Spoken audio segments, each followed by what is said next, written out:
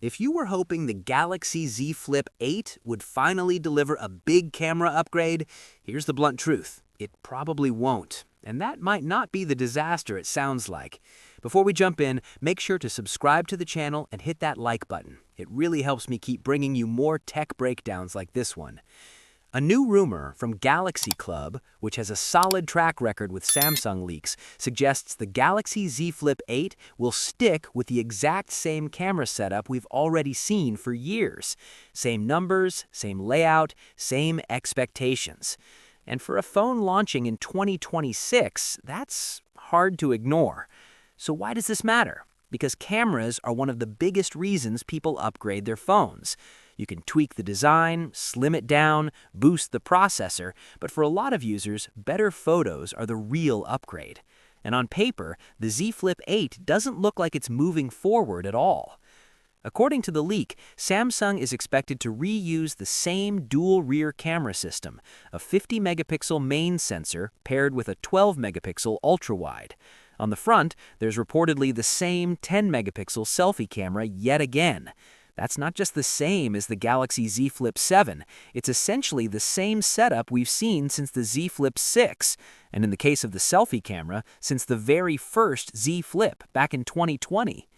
Now, to be fair, megapixels aren't everything. Camera quality depends on sensor size, image processing, software optimization, and how all of that works together. But let's not pretend numbers don't matter at all.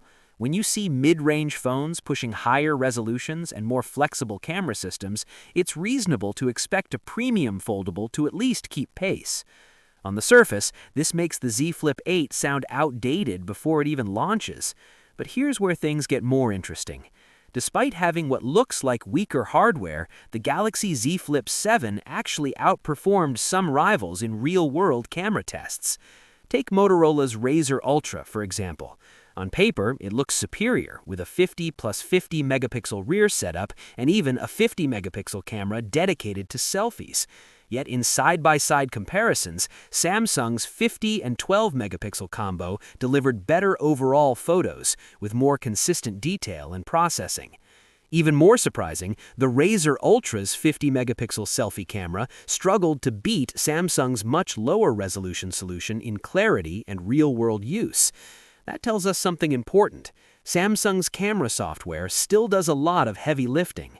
So if the Galaxy Z Flip 8 reuses the same hardware but continues refining its processing, possibly even swapping in newer versions of the same sensors, it could still compete just fine.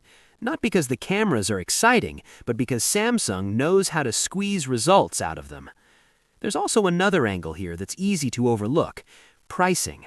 A lot of smartphones are expected to get more expensive this year.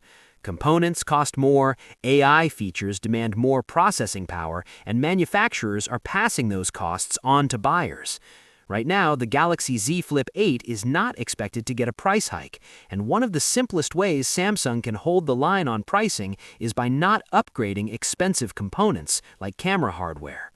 If Samsung manages to keep the Z Flip 8 at the same price as the Z Flip 7 while improving other areas, like making it thinner, lighter, or more durable, that suddenly becomes a much more attractive package, especially considering the Z Flip 7 already earned strong reviews for its camera performance.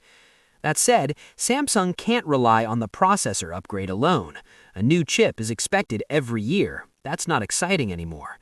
To justify sticking with familiar cameras, the Z Flip 8 needs meaningful improvements elsewhere. Reduced weight would be a huge win.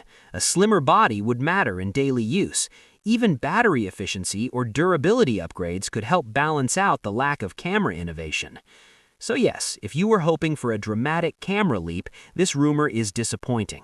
But it doesn't automatically mean the Z Flip 8 will be a bad phone. In fact, if Samsung plays this right, it could still be one of the most well-rounded flip phones of 2026. For now, the smartest move is to wait.